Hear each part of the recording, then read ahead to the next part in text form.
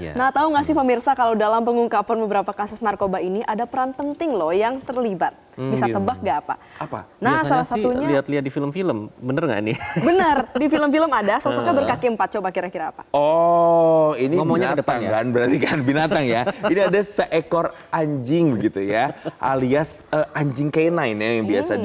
diperbantukan ya biasanya untuk Jadi, mengendus narkoba. Betul. Nah, namanya Andro ya. Seekor anabul berjenis Labrador Retriever. Ini merupakan K9 yang berasal dari Ditjen Bea Cukai. Tapi Andro ini sudah memasuki masa pensiun Iqbal dan juga Jason karena usianya sudah di angka 9 tahun. Sudah cukup tua ya si Andro ini ya. Dan sudah banyak prestasi ternyata yang ditorehkan oleh Andro selama masa tugasnya sebagai anjing pelacak. Luar biasa. Kita kasihkan apresiasi ya untuk Keren Andro banget, ya. Andro. Nah, kita akan simak ya cerita Andro selengkapnya dalam segmen Cerita Pagi, Andro sang pelacak kasus narkoba.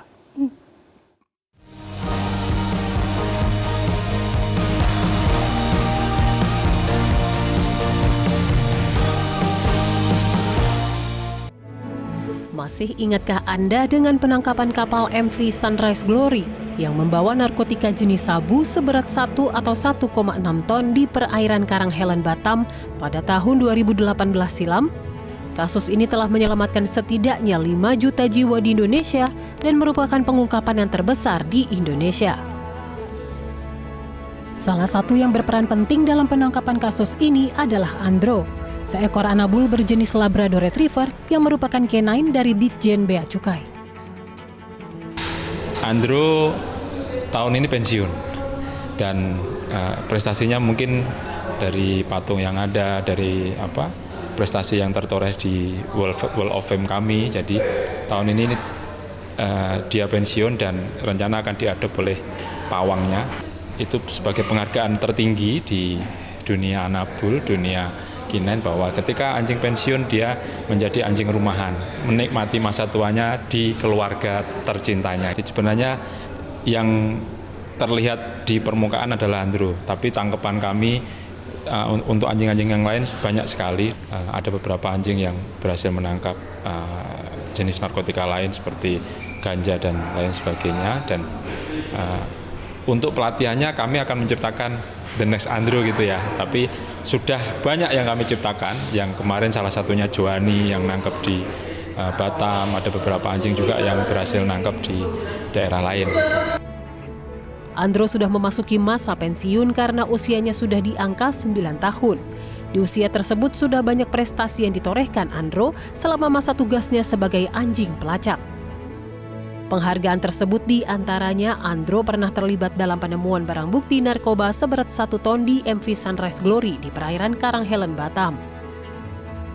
Andro juga pernah berhasil mendeteksi 17 kg sabu dan 1.000 butir pil Happy Five yang disembunyikan dalam 2 buah tabung gas tahun 2021. Atas keberhasilannya ini, Andro pun menerima medali berbentuk bintang yang diberikan oleh Menteri Keuangan RI, Sri Mulyani.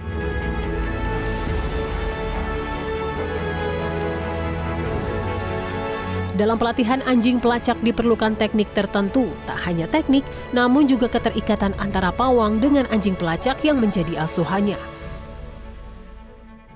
Jadi melatih makhluk hidup itu memang bukan ilmu pasti, tapi bagaimana memiliki teknik-teknik tertentu dalam rangka melatih anjing, itu satu.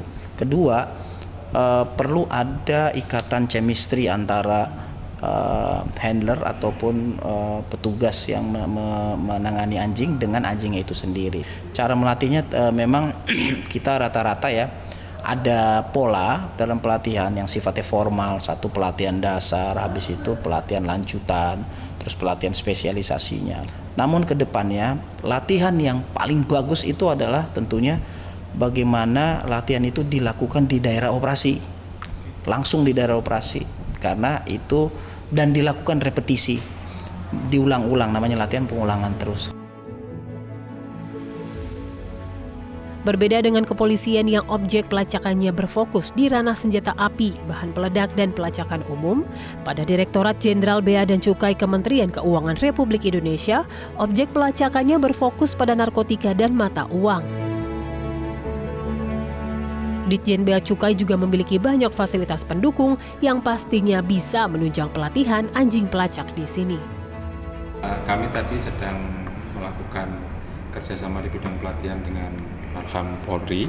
Jadi antara Kinen kami dengan Kinen Polisi, kita sedang melakukan kegiatan pelatihan di bidang untuk meningkatkan kemampuan di bidang masing-masing. Kebetulan di Bea Cukai objek pelacakannya yaitu narkotika dan currency, sementara di kepolisian ada senjata api dan bahan peledak, ada pelacakan umum, jadi saling bertukar ilmu. Selama ini anjing-anjing kami mempunyai jenis yang berbeda juga dengan teman-teman di kepolisian. Kami lebih banyak jenis Labrador karena lebih familiar. Untuk pertama kalinya pelatihan gabungan anjing pelacak Ditjen Bea Cukai dan Kepolisian digelar.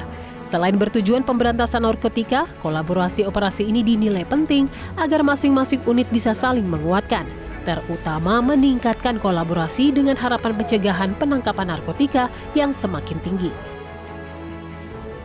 Ini goalnya semua adalah kepada operasi, sehingga operasinya pun harus berkolaborasi. Sehingga semakin kolaborasi operasinya, mudah-mudahan tingkat pencegahan dalam konteks penangkapan narkotika itu akan semakin tinggi.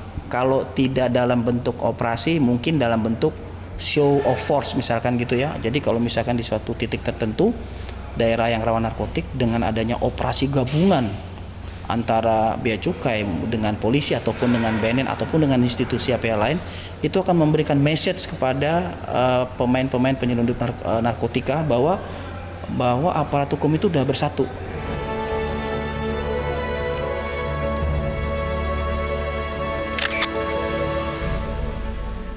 Jelajahi cara baru mendapatkan informasi. Download Metro TV Extend sekarang.